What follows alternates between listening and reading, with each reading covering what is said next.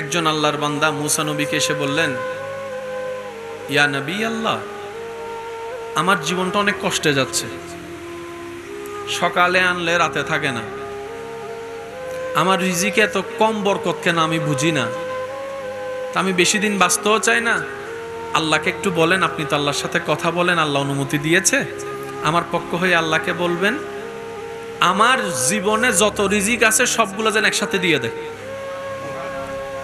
আমি একসাথে খাইয়াই।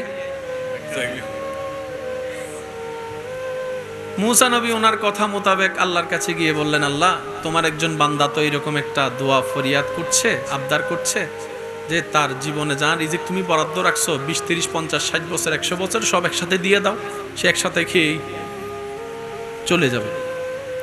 আল্লাহ তাআলা দোয়া কবুল করেছেন, সুবহানাল্লাহ। দীর্ঘ কয়েক বছর পরে মুসা নবী সাথে ওই ব্যক্তির দেখা, যে এক সময় খাবারে খাবার পায়নি, এখন এসে দেখা যায় তার ঘর রাজপ্রাসাদের মতো, সুবহানাল্লাহ। তার ঘরে অনেকগুলো মানুষ খাবার খাচ্ছে, সুবহানাল্লাহ। যে অন্যের চাকরি করত আজকে তার কাছে অনেক মানুষ চাকরি করছে। তো মুসা নবী দেখে আল্লাহকে জিজ্ঞেস করলেন, ইয়া রাব্বাল আলামিন, মামলা তো আমি বুঝলাম না, যার কোনো কিছুই ছিল না তাকে তুমি একসাথে সব যদি দিয়ে দাও সে খেয়ে শেষ হয়ে যাবে, ফিনিশ। এখন দেখি যে সেও আছে, তার ঘরও আছে, সম্পত্তিও আছে, তার অট্টালিকার অভাব নাই। আল্লাহ ব্যাপার কি? এতটুকু তো জানি তোমার প্রত্যেকটা কাজে বান্দার জন্য উপকার আছে, তোমার প্রত্যেকটা কাজে কোনো না কোনো হিকমত তো লুকানো আছে, সুবহানাল্লাহ। আল্লাহ, আমি তো জানি তুমি সব সময় বান্দাকে কারণ খুঁজতে থাকো ক্ষমা করে দেওয়ার জন্য, তুমি কারণ খুঁজতে থাকো বান্দাকে নিয়ামত দান করার জন্য, সুবহানাল্লাহ। তো মুসা নবী যখন জানতে চাইলেন, রব্বুল আলামিন বললেন, তার দোয়া মোতাবেক আমি আল্লাহ কবুল করে তাকে সে সম্পত্তি দান করেছি যা তার রিজিকে ছিল। কিন্তু এমন কেন হয়েছে জানো? আমি আল্লাহ তাকে যখন সমস্ত রিজিক দান করে দিলাম 10 ভাগ, আমার বান্দা কি করেছে জানো? ওই রিজিক পাওয়ার পরে 2 ভাগ নিজের জন্য রেখে 8 ভাগ আমার নামে আমার বান্দাদের জন্য দিয়ে দিছে, সুবহানাল্লাহ। আর আমি রবের ওয়াদা কি, যে আমার জন্য দিবে আমি তার জন্য আরো বেশি দিব। এবার সে আমার জন্য আমার দেওয়া রিজিক থেকে 1 বস্তা যখন রিজিক চাউল যখন আমার অভাবী বান্দাকে দিয়েছে, তা আমি আল্লাহ তো ওয়াদা ভঙ্গ করতে পারি না। সে যখন আমার বান্দাকে 1 বস্তা দিয়েছে, আমি তাকে 2 বস্তা রিটার্ন করে দিলাম, সুবহানাল্লাহ। সে 2 বস্তা পেয়ে যখন আবার 1 বস্তা দান করেছে, আমি আল্লাহ আবার 2 বস্তা দান করলাম। সে যখন 2 বস্তা দিয়েছে, আমি 4 বস্তা দেওয়া শুরু করলাম। সে 4 দিয়েছে, আমি 8 দিয়েছি। সে দিতেই আছে, আমিও দিতে আছি। সে দিতেই আছে, আমিও দিতে আছি। সে দিতেই আছে, আমিও দিতে আছি। লা ইন শাকারতুম লা আযীদান্নাকুম, সুবহানাল্লাহ। মান জাআ বিল হাসানাতি ফালাহু আশরু আমসালিহা। তো সেজন্য মনে রাখবেন, আল্লাহ দিতে প্রস্তুত।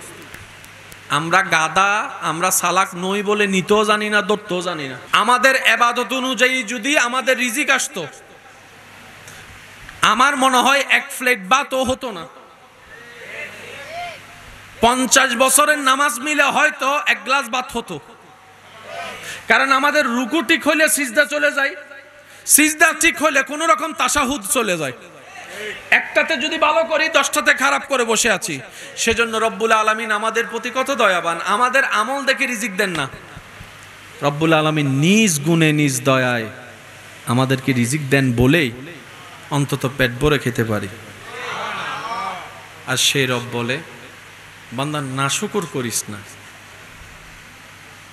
রিজিক দেওয়ার মালিক আমি, কিন্তু সেই রিজিকটা তোর বাবার হাত হয়ে, না হয় স্বামীর হাত হয়ে, না হয় বড় ভাইয়ের হাত হয়ে, না হয় ছোট ভাইয়ের হাত হয়ে, কোনো না কোনো হাত হয়ে বাজার হয়ে তোর ঘরে টেবিলে রান্না হয়ে দাঁড়ায়।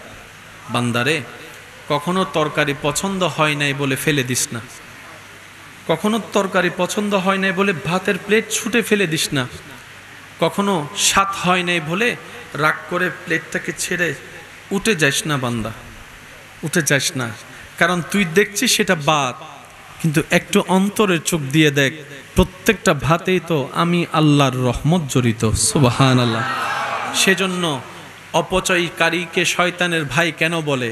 আল্লাহ আপনাকে দয়া করে রহমত করে আমাকে আপনাকে এক প্লেট ভাত দিয়েছেন, আমি অর্ধেক খেয়ে যখন আর অর্ধেকটা এঁটো করে উঠে যায়, রব বলে যে তুই ভাতকে অবহেলা করস নাই, আমার রহমতকে অবমূল্যায়ন করেছিস, আমার রহমতকে অবমূল্যায়ন করেছিস, আমার দানকে অবমূল্যায়ন করেছিস। বান্দারে তুই নাশুকর হইস না, শুকরিয়া কর। একটু পেলেও তুই অন্তর থেকে আমার দরবারে শুকরিয়া কর। বান্দারে আমি বেশি কিছু চাই না তোদের কাছে, খাবার শুরুতে একটু আমাকে স্মরণ করবি, খাবার শেষ করে একবার আমাকে স্মরণ করবি, ঘুমানোর আগে একবার আমাকে স্মরণ কর, ঘুম থেকে উঠে একবার আমাকে স্মরণ কর। বান্দারে তুই শুধু তোর জীবনের ব্যস্ততার ভিতরে আমি রবকে স্মরণ করার জন্য বাহানা খুঁজতে থাক, কৌশল করতে থাক, যেমনি পারস আমি রবকে একটু স্মরণ কর। বান্দারে তুই কোন রকম ব্যস্ত জীবনে আমাকে স্মরণ করতে করতে একবার তুই কবরে আয়। তুই বান্দা দুনিয়াতে আমাকে স্মরণ রাখবি, আমি রহমান তোকে কবরে হাসরে স্মরণ রাখবো। সুবহান। মেলি नहीं होती ज़मन मेला नहीं होता।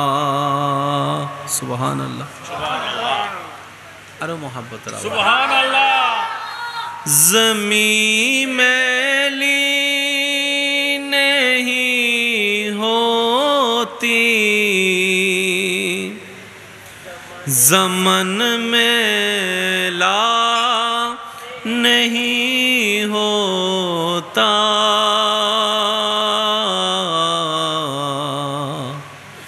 मोहम्मद के गुलामों का कफन मैला नहीं होता। सुभान अल्लाह। मोहम्मद के गुलामों का कफन मैला नहीं होता। অধ্যকার মদিনাতুল হুসাইন ফাউন্ডেশন এর সদস্য কর্মীদের আয়োজনে এলাকাবাসীর সর্বোচ্চ ভালোবাসা ও সহযোগিতায়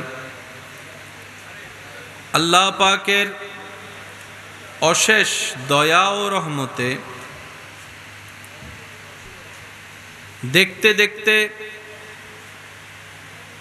সপ্তমতম অনুষ্ঠিত হচ্ছে যেই মাহফিল, যার উদ্বোধকে আসন অলঙ্কৃত করেছেন বিশিষ্ট দানবীর ও সমাজসেবক জনাব মোহাম্মদ ইদ্রিস মিয়া সাহেব। তকরীরের খেদমত নিবেদন করেছেন বড় চমৎকার আঙ্গিকে রৌনকে মিল্লত, রৌনকে আহলে সুন্নাত হযরতুল আল্লাম জনাব মৌলানা ইমরান হুসাইন আল কাদিরি মাদ্দাজিল্লুহুল আলী সাহেব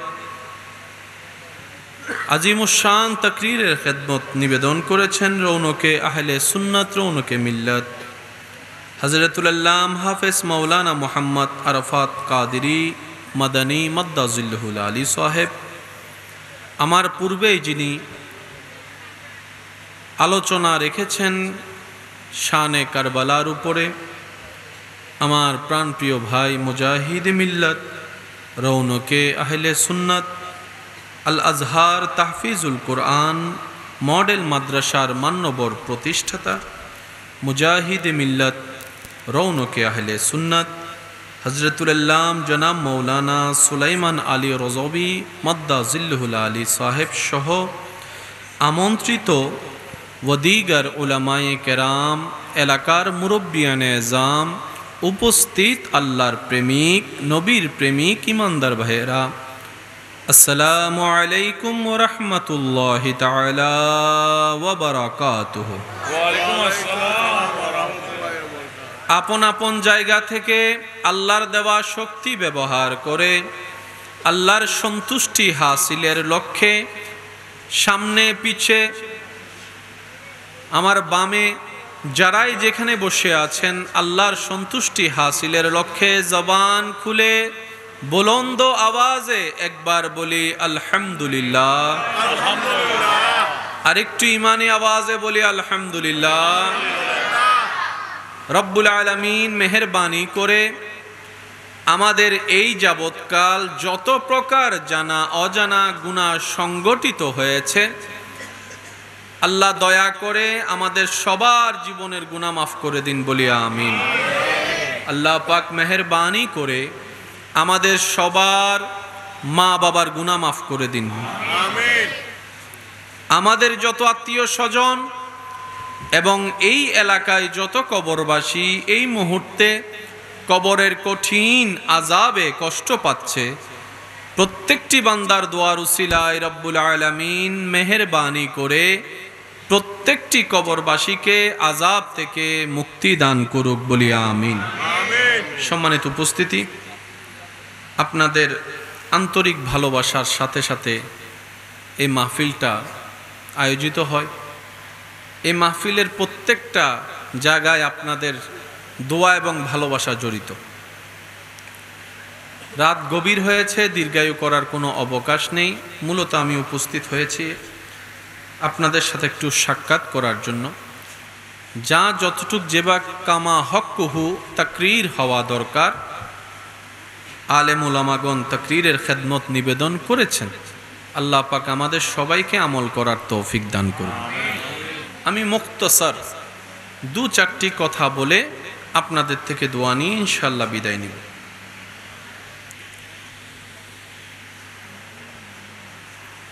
আল্লাহ তাআলা মেহেরবানি করে আমাদেরকে যে আশরাফুল মখলুকাত সৃষ্টির ভিতরে দান করেছেন, মানুষ হওয়ার সুযোগ দিয়েছেন। দিয়েছেন কে? আল্লাহ। একটু সবাই বলি কে? আল্লাহ।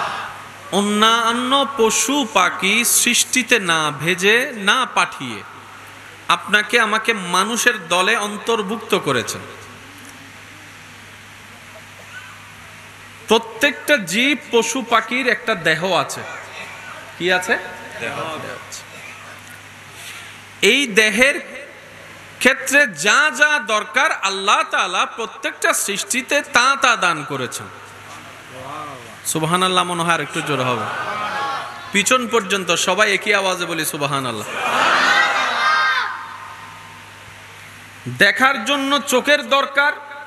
পাখিকেও আল্লাহ চোখ দিয়েছেন, গরু ছাগলকেও চোখ দিয়েছেন, সাপকেও চোখ দিয়েছেন। কিন্তু চোখের ভিন্নতা আছে। চোখের ভিন্নতা আছে। যে সৃষ্টির যেই রকমের যা দরকার আল্লাহ সেই সৃষ্টির ভিতরে তা তা নিয়ামত দান করেছেন। আপনি যদি ঠান্ডা মাথায় রব্বুল আলামিনের প্রত্যেকটা সৃষ্টিকে একটু গবেষণা করে দেখেন, যারা বলে রব খুঁজে পায় না, স্রষ্টা খুঁজে পায় না, তারা যদি রবের সৃষ্টি নিয়ে অন্তর থেকে গবেষণা করে, তাদের ঈমান, তাদের বুঝ, তাদের জ্ঞান বলতে স্বীকার করতে বাধ্য হবে একজন আছেন যিনি সমস্ত সৃষ্টির সৃষ্টিকর্তা। সুবহানাল্লাহ। অস্বীকার করার কোনো সুযোগ নেই। চলুন আজকে একটু বোঝার চেষ্টা করব আমরা। যেই বডি, যেই আকৃতি, যেই ধরন আল্লাহ মানুষকে দিয়েছেন, এই রকম মানুষকে দেওয়া জিনিস আল্লাহ কোন সৃষ্টিকে দেয় নাই। অর্থাৎ যা আল্লাহ আপনাকে দিয়েছেন এটা আর কাউকে দেয় নাই, এটা শুধু আপনাকে দিয়েছেন। সুবহানাল্লাহ বলি না? আমার মনে হয় আওয়াজটা আর একটু বড় হবে, বলি সুবহানাল্লাহ। আল্লাহু আকবার, আল্লাহু আকবার। এই মানুষের দেহের ভিতরে প্রধানত দুইটা জিনিস আছে। সব মানুষের ক্ষেত্রে, আপনি যে ধর্মেরই হন না কেন, একটা হচ্ছে দেহ আর একটা হচ্ছে রূহ। কয়টা? এটা কি শুধু ইসলাম ধর্মের মানুষের কাছে আছে না সবার কাছে? দেহ আছে, রূহ আছে। আর প্রত্যেকটা জিনিসের একটা খাবার আছে, প্রত্যেকটা জিনিসের একটা আলাদা আলাদা খাবার আছে, আলাদা আলাদা এনার্জি পাওয়ার জিনিস আছে। সেজন্য চোখের সমস্যা নিয়ে ডাক্তারের শরণাপন্ন যখন আমরা হই, ডাক্তার আমাদেরকে সবজি খাওয়ার জন্য পরামর্শ দেয়। কথা বলেন। মাছ খাইতে বলে নমাতে, মাছ খাইতে বলে, মাছ খাইতে বলে। অন্য ক্ষেত্রে গিয়ে ডাক্তার পরামর্শ দেয় এই রোগের জন্য সাগরের মাছ খান। অন্য একটা রোগের বেলায় গিয়ে ডাক্তার মশাই আমাদেরকে বলেন আমিষ একটু বেশি খান, শাক একটু বেশি খান, সবজি একটু বেশি খান। একটু আওয়াজ দেন। আপনার দেহে যেই যেই প্রবলেম আছে, ওই প্রবলেমের সমাধানের জন্য, ওই অপূর্ণতা ঘাটতিকে পূরণ করার জন্য রব্বুল আলামিন এই দেহকে সঠিকে রাখার জন্য এই পৃথিবীর বুকে আল্লাহ পাক সেই নিয়ামতওয়ালা খাবার দান করে দিয়েছেন। গরু ঘাস খায়, দুধ বের হয়। গাভী যখন ঘাস খায় কি বের হয়? এবার বলেন দুধের মধ্যে আমাদের জন্য উপকার আছে না নাই? আর একটু আওয়াজে বলেন আছে না নাই? গরুর দুধের মধ্যে উপকার, আবার গরুর গোশত দিয়ে উপকার, আবার সেই সমস্ত খাবারগুলো আমাদের দেহের জন্য উপকার, দেহের জন্য উপকার। এখানে অনেকেই আছেন দুধ খাইতে চায় না। আসলে আর ফ্যাট মিদি বালা জিনিস হজমই নয়। আবিডিং জাবিডিং কাবিডিং হাইতু দাও আর দিন ভর হাইতে পারিব, বার্গার হাইতু দাও আর এক বর চলিব, এখানে দুধ থা নুকুলে। কথা বলেন ঠিক কিনা? আমি দীর্ঘায়িতে যাব না, শুধু মুক্তসরভাবে বলার চেষ্টা করব যেন আমরা নিয়ে যেতে পারি। তাহলে মানুষের দুইটা জিনিস, একটার নাম দেহ, একটার নাম রূহ। দেহের জন্য কিছু খাবার আছে, আর দেহের খাবারটা কোত্থেকে পাই একটু খেয়াল করে দেখেন। যে ভাত আমরা খাই সেটা আসে জমিন থেকে দান হয়ে। আমাদের রক্তের যে সমস্যা সেটার জন্য যা যা শাকসবজির দরকার তাও আসে জমিন থেকে। আমাদের দেহের যে পানির যে বিষয়টা সেটাও জমিনের সাথে সম্পর্ক আছে। আমাদের চোখের সমস্যা সমাধান জমিনের মধ্যে আছে। আমাদের শক্তির সমস্যা সমাধান জমিনের মধ্যে আসে। আপনি যদি খেয়াল করে দেখেন কাঠবাদাম, কাজু বাদামের বিভিন্ন উপকার, বলেন না বিভিন্ন উপকার, অর্থাৎ এই দেহকে সুস্থ রাখার জন্য, শক্তিধর রাখার জন্য যা যা দরকার মানুষের, আল্লাহ তাআলা সব কিছুইকে বেশিরভাগকে জমিনের সাথে সম্পৃক্ত রেখেছেন। ওই জমিনের খাবার দিয়ে ওই মানুষের দেহটা শক্তিশালী হয়। আর ঠিক তেমনি ভাবে ওই দেহের পাশে আরেকটা যে গুরুত্বপূর্ণ জিনিস যেটার নাম রূহ, যেটার নাম আত্মা, ওই রূহের একটা খাবার আছে। দেহের খাবার আসে জমিন থেকে, রূহের খাবার হয় আসমান থেকে। কয়টা জিনিস? একটার নাম দেহ আর একটার নাম রূহ। আচ্ছা, দেহেরও খাবার দরকার আছে, রূহেরও খাবার দরকার। এবার যদি আমি আমাকে, আপনি আপনাকে, নিজেকে যদি প্রশ্ন করে দেখি, এই জীবনকাল আপনি আমি এই দুইটা জিনিসের ভিতরে কোনটার খাবার বেশি দিছি? আমি বলবো না, আপনারা বলেন। এক প্লেটের জায়গায় এই নিয়ে আন্ন মাথার দা সব করে বই থেকে, এক প্লেটের জায়গায় সিঙ্গারা দুয়ো জায়গা এবার প্রতিযোগিতা লাগে, হন হওয়া হাইতারে চল হাই খেলা হবে। আছে না নাই? এই পর্যন্ত আপনি আমি দেহের যেই পরিমাণ যত্ন নিয়েছি খাবারের বেলায়, আত্মাকে খাবার দেবার সেই সময়, সেই সুযোগ, সেই বুঝ আপনার আমার হয় নাই। সেজন্য ডান বাম খেয়াল করে দেখবেন, মানবের আকৃতি, শ্রেষ্ঠ সৃষ্টির আকৃতি নিয়ে থাকার পরও কেউ কেউ আমাদের চরিত্র কর্ম দেখে আমাদেরকে জানোয়ারের সাথে তুলনা করে, জানোয়ারের সাথে তুলনা করে এমন কর্ম আমাদের দ্বারা প্রকাশিত হয় যেটা দেখে হিংস্র প্রাণীও লজ্জিত হয়ে যায়। কথা বলেন ঠিক কিনা? কারণ কি? আমাদের রূহ দুর্বল, দেহ শক্তিশালী। দেহ যখন শক্তিশালী হয় তখন প্রতিশোধের জন্য হাত উঠে, আর রূহ যখন শক্তিশালী হয় তখন সমাধানের জন্য অন্তর থেকে ক্ষমা করে দেওয়া আসে। দেহ যখন শক্তিশালী হয় অন্যের পকেট থেকে অন্যের হকের জিনিস কেড়ে নিয়ে নিজের আয়ত্তে নিয়ে আসে। আর যখন রূহ আপনার শক্তিশালী হয়ে যাবে তখন নিজের পকেট থেকে অন্যের দুঃখ দুর্দশা দূর করার জন্য আপনার দান সৎকায় কাজ হয়ে যাবে। সুবহানাল্লাহ। দেহ যখন শক্তিশালী হয়ে যায় এই মুখের আর কোনো কন্ট্রোল থাকে না, বড় ছোটর আর বীজ বীজ বিবেচনা থাকে না, যারে যেটা মন চাই সেটাই মুখ দিয়ে বলে, অন্তরকে ব্যথিত করে। আর রূহ যখন শক্তিশালী হয়ে যায় ব্যথিত হৃদয় ওয়ালার চোখের পানি মুছিয়ে দেয়, মাথায় হাত বুলিয়ে দেয়, অন্তরের মধ্যে জায়গা দেয়, বুকের সাথে জড়িয়ে ধরে মানবতার দৃষ্টান্তর প্রমাণ করে। সুবহানাল্লাহ। দেহ যখন শক্তিশালী হয়ে যায় রূহের চাইতে, তখন তার ভিতরে অহংকার কাজ করে, হিংসা কাজ করে, আমিত্ব কাজ করে, লোভ কাজ করে। আর রূহ যখন শক্তিশালী হয়ে যায় তার ভিতরে তাহাজ্জুদের নামাজের প্রেম কাজ করে। সুবহানাল্লাহ। ফরজ রোজার পাশাপাশি নফল রোজা কিভাবে রাখা যায় ব্যস্ত সময়ের ভিতরে, সেটার চাহিদা অন্তরের মধ্যে কাজ করা শুরু করে। রূহ যখন শক্তিশালী হয়ে যায় তখন রাগ কন্ট্রোল করার ব্যবস্থা হয়ে যায়। রূহ যখন শক্তিশালী হয়ে যায় হাজার কষ্টের ভিতরেও থেকেও অন্তর ব্যথিত থাকার পরও মানুষকে মুখ থেকে হাসি দিয়ে কথা বলে, মানুষের অন্তরকে খুশি করে। এবার যদি আপনি আপনার আমার জীবনের সাথে আল্লাহ ওয়ালাদের জীবনকে যদি একটু মিলাই দেখেন সমস্ত কিছু ক্লিয়ার হয়ে যাবে। আমরা দেহকে শক্তিশালী করে রূহকে দুর্বল করেছি, শয়তানের রাজত্ব আমরা গ্রহণ করেছি। আর আল্লাহ ওয়ালারা দেহকে দুর্বল করে রূহকে আলোকিত করেছেন, শক্তিশালী করেছেন, শয়তানকে পরাজিত করে আল্লাহর হুকুম বাস্তবায়ন করেছেন। সুবহান।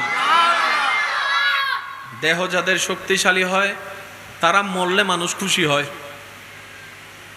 মজ্জি ভালোই, মজ্জি ভালোই না মাতে আরো জোর হনা। আচ্ছা হস্ত অর্ধ বুঝি নাই না না আমারে মা 2টা বাজে কি হ্যাঁ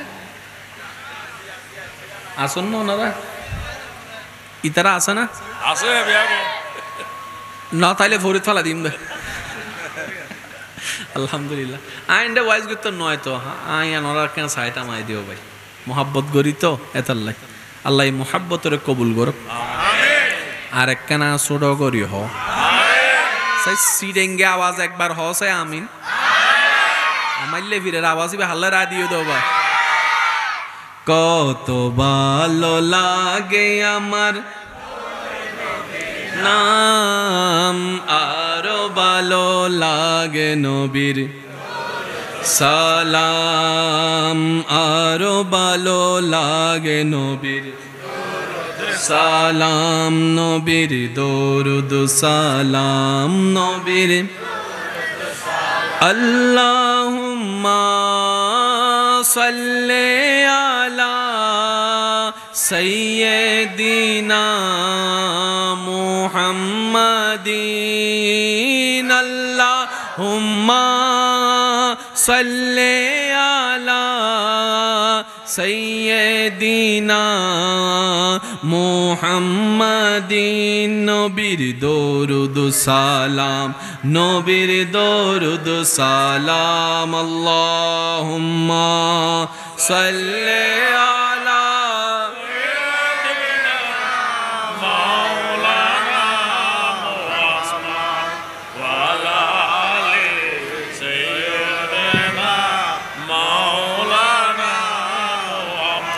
মোহাব্বতের আওয়াজ একবার বলেন মারহাবা। বিজয়ী কারা, সফল কারা, সার্থক কারা? এক কথায় বুঝবেন, যাদের রূহ শক্তিশালী, দুনিয়াতেও বিজয়ী, আখিরাতেও বিজয়ী। সবাই লা ইলাহা ইল্লাল্লাহ, লা ইলাহা ইল্লাল্লাহ, লা ইলাহা ইল্লাল্লাহ, লা ইলাহা ইল্লাল্লাহু মুহাম্মাদুর রাসূলুল্লাহ। আল্লাহ তাআলা আমাদের সবাইকে বুঝার তৌফিক দান করুন। এতক্ষণ যে জিকির করেছি এটা রূহের খাবারের একটি, জোরে বলি। দেহের খাবার কিনতে রূহের খাবার ফ্রি, আর হাসে যাচ্ছে গেলা মিডে নাই, ফ্রি জিনিসের দাম নাই। মাতন বাজি কোন ডাক্তার যদি ফ্রি চিকিৎসা দেয় আর গো হবো দে ঈদে বিতে জামিলে আছে রুগী নভার বাংলা রেতাল্লে দে উনি সেবা করে এই কথা কেউ বলবে? ফ্রি যদি টিউশনি করায় যে আমি ছাত্রদেরকে পড়াবো, আল্লাহ আমাকে যা জ্ঞান দিয়েছেন আমি পড়াবো, আর যেখানে পড়ার জন্য 3 মাস 4 মাস ধরে লাইন ধরা লাগে, হাজার হাজার দিয়ে প্রতিযোগিতা দিয়ে ভর্তি হওয়া যায়। আওয়াজ দিয়ে বলেন ঠিক কিনা? কারণ আমাদের ভিতর শুকরিয়া বোধ বহুত কম। আমরা ভালো জিনিসের মূল্যায়ন করতে জানি না, খারাপ জিনিস নিয়ে আপনি আমি মূল্যায়ন করতে ছাড়ি না। আপনি একটু খেয়াল করে দেখবেন, কারো প্রশংসা তত তাড়াতাড়ি প্রচার হয় না, কারো দুর্নাম যত তাড়াতাড়ি মানুষ বিশ্বাস করে এবং প্রচার করে। কথা বলেন ঠিক কিনা? মানুষের ভালো জিনিস প্রচার করতে আপনার আমার বুক কাঁপে, আর মানুষের খারাপ জিনিস প্রচার করতে আপনি আমি আড্ডান জমে না যতক্ষণ পর্যন্ত বদনাম হয় না, গীবত হয় না। কথা বলেন ঠিক কিনা? দোষ কাদের? বলেন সবাই, দোষ কাদের? ব্যর্থতা কাদের? আল্লাহ তাআলা আমাদেরকে হেফাজত করুক। রূহ যখন শক্তিশালী হয়ে যাবে, আপনি এলাকার জন্য নিয়ামত হয়ে যাবেন, পরিবারের জন্য আপনি নিয়ামত হয়ে যাবেন, বাবা হিসাবে নিয়ামত হয়ে যাবেন, মা হিসাবে নিয়ামত হয়ে যাবেন। সুবহানাল্লাহ। শুধু তাই নয়, আপনার প্রতিবেশীর জন্য আপনি নিয়ামত হয়ে যাবেন। সুবহানাল্লাহ। আপনার রূহ যখন আলোকিত হয়ে যাবে, শক্তিশালী হয়ে যাবে, আপনার আর ওই অশান্তির জীবনের যাতে আপনার কষ্ট করতে না হয়। হুয়াল্লাযী আনজালাস সাকিনাতা ফি কুলুবিল মুমিনিন, শান্তিদাতা রব আপনার জীবনের মধ্যে 24 ঘন্টায় শান্তির ব্যবস্থা এমনভাবে করে দিবেন, সবাই আপনার চতুর্দিকে আগুন জ্বালাইলো আপনার দিলের মধ্যে শান্তি আসতেই থাকবে। সুবহান। কয়টা জিনিস ভাইয়া? আওয়াজ দেন, কয়টা? একটার নাম দেহ, যেটা দেখা যায়, আরেকটার নাম রূহ, যেটা দেখা। দেহের খাবার জমিনে, রূহের খাবার আসমানে। সুবহানাল্লাহ বলি। দেহের খাবার অর্জনে অনেক পরিশ্রম করতে হয়, 24 ঘন্টা পরিশ্রম করতে হয়। আর রূহের খাবারের জন্য জবানও খুলতে হয় না, দিল থেকে রবের জিকির করলে সেটাই রূহের জন্য শক্তিশালী হয়ে যায়। আলা বিজিকিরিল্লাহে তাতমাইন্নুল কুলুব। চিৎকার দিয়ে বলেন সুবহানাল্লাহ। আল্লাহ তাআলা আমাদের সবাইকে রূহকে শক্তিশালী করার জন্য তৌফিক দান করুন। ইমানদার ভাই, কথাগুলো কি বুঝতে কোনো কষ্ট হচ্ছে? আমরা যখন নামাজ পড়ি রূহের খাবার হয়, আমরা যখন জিকির করি রূহের খাবার হয়, আমরা যখন ভালো কাজ করার নিয়ত করি রূহের খাবার হয়, আমরা যখন মা বাবার সেবা করি রূহের খাবার হয়, আমরা যখন বড়কে সম্মান ছোটকে স্নেহ করে নবীর হাদিসকে আমল করি রূহের খাবার হয়। সুবহানাল্লাহ। আর বান্দা যতই রূহকে খাবার দিতে থাকবে ততই তার ভিতর থেকে শয়তানের রাজত্ব হেরে যেতে থাকবে, আল্লাহর রহমত আসতে থাকবে। বলেন সুবহান। আল্লাহ তাআলা, একটু মনোযোগ, আল্লাহ তাআলা যাদেরকে ভালোবাসেন তাদেরকে দিবেন জান্নাত। আর আল্লাহ কাদেরকে ভালোবাসেন একটু খেয়াল করেন। আল্লাহ তওবাকারীকে ভালোবাসে, যে গুনাহ করার পরে নিজের ভুল বুঝতে পেরে রবের সমীপে নিজের মনকে মাথাকে সুফর্দ করে দিবে, 2 চোখের পানি ছেড়ে লজ্জার সাথে রবের কাছে ক্ষমা চাইবে, আল্লাহ সেই তওবাকারীকে ভালোবাসেন। সুবহানাল্লাহ। আল্লাহ তাআলা দানশীল ব্যক্তিকে ভালোবাসে। আল্লাহ তাআলা তাকওয়া অর্জন, রবকে যারা ভয় পেয়ে চলার চেষ্টা করে তাদেরকে ভালোবাসে। আল্লাহ কাদেরকে ভালোবাসে? যারা আল্লাহর উপর ভরসা করে চলার চেষ্টা করে, আল্লাহ তাদেরকে ভালোবাসে। সুবহানাল্লাহ। আল্লাহ ধৈর্যশীলকে ভালোবাসে, আল্লাহ ক্ষমাকারীকে ভালোবাসে, আল্লাহ তাআলা বিনয়ীকে ভালোবাসে, আল্লাহ তাআলা ভদ্রতাকে ভালোবাসে, আল্লাহ তাআলা নম্রতাকে ভালোবাসে। সুবহানাল্লাহ। আল্লাহ যা যা ভালোবাসে বান্দার ভিতরে, এইগুলাকে যদি একটু গবেষণা করে নিজের ভিতর আনা যায়, দেখবেন প্রত্যেকটা আব্দুল্লাহ আল্লাহর রহমতে ওলি আল্লাহ হয়ে যাবে। অন্তত নিজের শান্তির জন্য, অন্তত আমরা নিজেরা ভালো থাকার জন্য নিজেদের ভিতরে কিছু গোপন প্র্যাকটিস রাখার দরকার আছে। আপনারা হয়তো একটা জিনিস খেয়াল করেছেন, আমার সাথেও হয়তো আপনারা একমত হবেন। আজকে থেকে 10-20 বছর আগের মানুষের ভিতরও যেই পরিমাণ ধৈর্য সহ্য ছিল,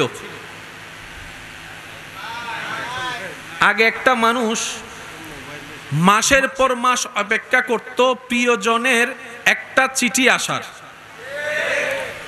অধৈর্য হতো না, ধৈর্য ধরে অপেক্ষা করত 3 মাস, 4 মাস, 5 মাস। আমার মুরব্বীরা হয়তো আমার সাথে একমত হবেন, আগে বিদেশ থেকে টেপ রেকর্ডার পাঠানো হতো, ক্যাসেট। ওই ক্যাসেটটা পাঠালে প্লে করে সবাই মিলে শুনতো। আবার একটা সময় ক্যাসেটটা রেকর্ড করে সবার বক্তব্য নিয়ে সেটা পাঠিয়ে দিত। 3-4 মাসের একটা বিষয় ছিল, দূরত্ব ছিল। একটা সময় মানুষ 3-4 মাস যে চিঠির অপেক্ষা করে ধৈর্য ধরে থাকতো, আজকে বিজ্ঞানের উন্নত প্রযুক্তির কারণে মাধ্যমে যখন সে মানুষটা ভিডিও কলে দেখার সুযোগ হয়েছে, একবার ভিডিও কল কিংবা মেসেজ দেওয়ার পরে রিপ্লাই না পেলে, রিসিভ না করলে, আপনি আমি দ্বিতীয়বার কল দেওয়ার পরে প্রথম কথায় বলে হন্ডা জিলি দিয়ে তখন। আগে 3 মাস ধৈর্য ধরার একটা ক্যাপাসিটি ছিল। এখন এদিকে বিজ্ঞান আমাদের জীবন সহজ করেছে, কিন্তু আমাদের ধৈর্যের লেভেল বলেন কমে গেছে। আগে একটা মানুষ হেঁটে যেতে লাগতো 2 ঘন্টা, ধৈর্য ধরে মানুষ যেত। সেই রাস্তা যখন এখন যানবাহনের মাধ্যমে 10 মিনিটের হয়েছে, এই 10 মিনিটের ভিতরে যদি 2 মিনিট জাম লাগে,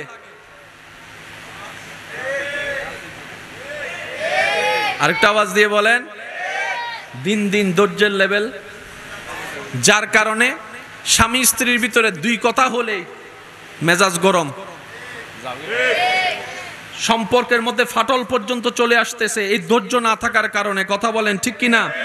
বাপ চাচার ভিতরে কথা হচ্ছে, ভাই ভাই এ কথা বলছে, হয়তো একটু দূরত্ব, মনোমালিন্য, ভুল বুঝাবুঝি হয়েছে। বাপ চাচার কথার ভিতরে মাঝখানে ছেলেরা পর্যন্ত কথা বলে বেয়াদবি করে ফেলতেছে, এমনও আছে না নাই? কথা বলেন।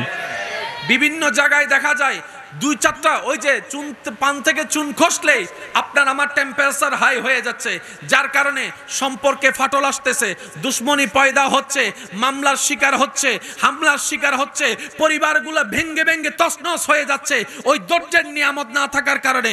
অন্যদিকে আল্লাহ তাআলা কোরআনে ডাক দিয়ে বলে, হে আমার বান্দারা, ইন্নাল্লাহা মাআস সাবিরিন, ইন্নাল্লাহা মাআস সাবিরিন, ইন্নাল্লাহা মাআস সাবিরিন। আমি রব ধৈর্য ধারণকারীর সাথে আছি, আমি আল্লাহ সহ্য যারা করে তাদের সাথে আছি, আমি আল্লাহ ক্ষমাকারীর সাথে আছি, আমি আল্লাহ বিনয়ীদের সাথে আছি, আমি আল্লাহ নম্র কথা যারা বলে তাদের সাথে আছি, আমি আল্লাহ ভদ্রদের সাথে আছি, আমি আল্লাহ মানিয়ে নিয়ে ক্ষমা যারা করে দেয় তাদের সাথে আছি। বলেন সুবহানাল্লাহ। তাহলে ধৈর্যটা শুধু আপনাকে জান্নাত দিবে তা নয়, দুনিয়াতেও আপনার পরিবার পরিবেশকে জান্নাতের পরিবেশ বানায় দিবে। বলেন সুবহানাল্লাহ। এই ধৈর্য কখন আসবে? যখন রূহ হবে শক্তিশালী। যখন রূহ হবে শক্তিশালী, ধৈর্য অটোমেটিক কি বলেন না? ধৈর্য অটোমেটিক। আল্লাহ তাআলা আমাদের সবাইকে নিয়ামত অর্জন করার তৌফিক দান করুন। আমিন। রব্বুল আলামিনের প্রিয় বান্দা, নবী রাহমাতুল লিল আলামিনের প্রিয় উম্মত হয়ে আল্লাহ তাআলা আমাদের সবাইকে ইজ্জত নিয়ে ঈমানের সাথে হাসি মুখে কালিমা পড়ে কবরে যাওয়ার তৌফিক দান করুন। যে দুই একজন আমাকে ভালোবাসেন আবদার করে বলে যায় রাখার চেষ্টা করবেন।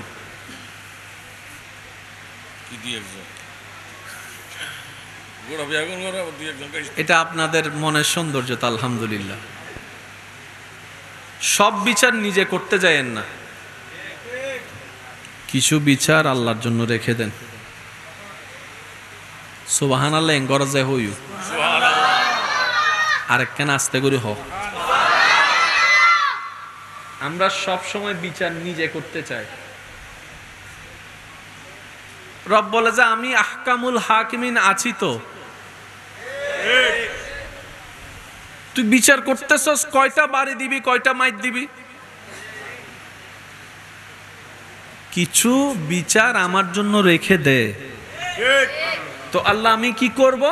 বলে যে তুই ক্ষমা করে দে। আল্লাহ সে আমার উপর জুলুম করেছে, অত্যাচার করেছে, অন্যায় করেছে, আমি কেন ক্ষমা করব? রব বলে যে যে ক্ষমা করে আমার বান্দাকে আমার জন্য, আমি আল্লাহ তাকে ক্ষমা করে দিই যে ক্ষমা করে দেয়।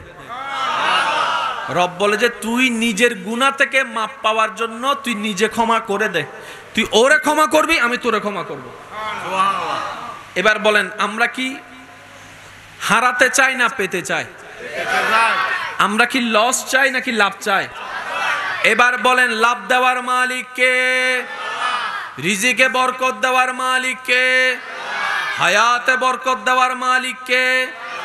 আমাদের জীবনে শান্তিতে ভালো থাকার জন্য যা যা দরকার তা দেওয়ার মালিক কে? আর সেই আল্লাহর দেওয়ার নিয়ম হচ্ছে তুমি অন্যকে দাও, আমি তোমাকে দিব।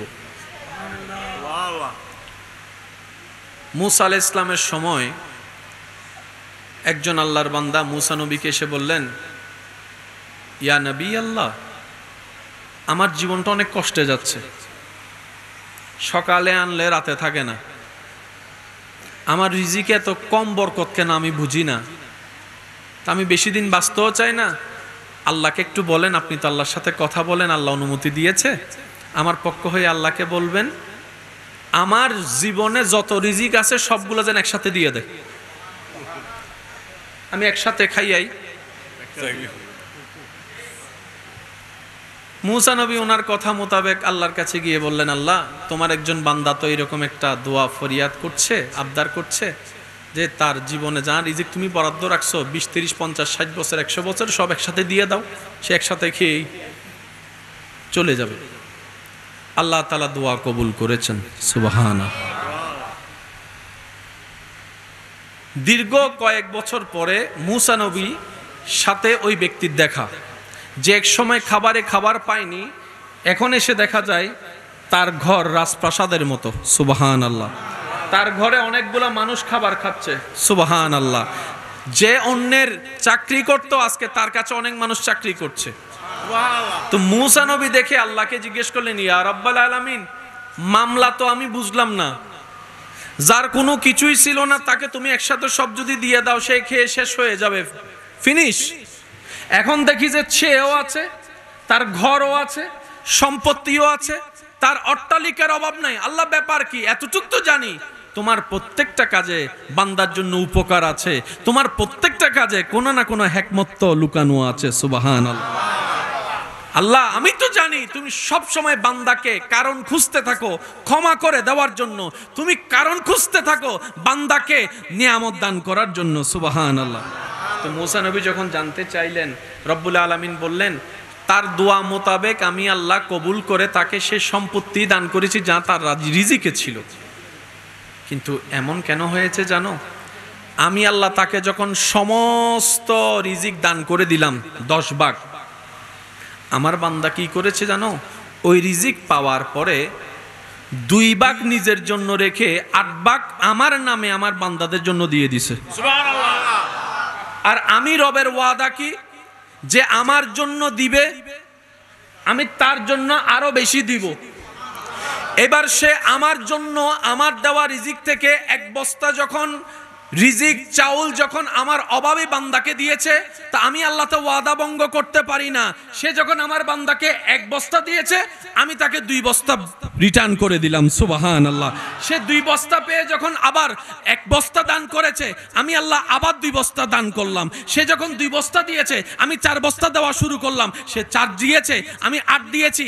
সে দিতেই আছে, আমিও দিতে আছি। সে দিতেই আছে, আমিও দিতে আছি। সে দিতেই আছে, আমিও দিতে আছি। লা ইন শাকারতুম লা আযীদান্নাকুম, সুবহানাল্লাহ। মান জাআ বিল হাসানাতি ফালাহু আশরু আমসালিহা। তো সেজন্য মনে রাখবেন, আল্লাহ দিতে প্রস্তুত। আমরা গাদা, আমরা সালাক নই বলে নিতেও জানি না, ধরতেও জানি না। পাওয়া বড় জিনিস নাকি ধরে রাখা বড় জিনিস? আওয়াজটা মনে আর একটু বড় হবে। একটু খেয়াল করে দেখবেন, আমরা সব সময় পাওয়ার জন্য দোয়া করি, আল্লাহ এটা দাও, আল্লাহ এটা দাও, আল্লাহ এটা দাও, আল্লাহ এটা দাও, আল্লাহ এটা দাও।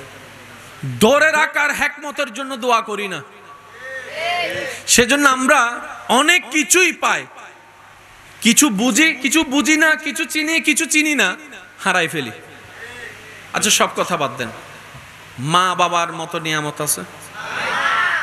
এই মা বাবার মতো নিয়ামতকে আমরা কি আসলে সম্মান কদর করতে জানছি? এরকম কিন্তু উবেরে যে দাম দিই, উবেরে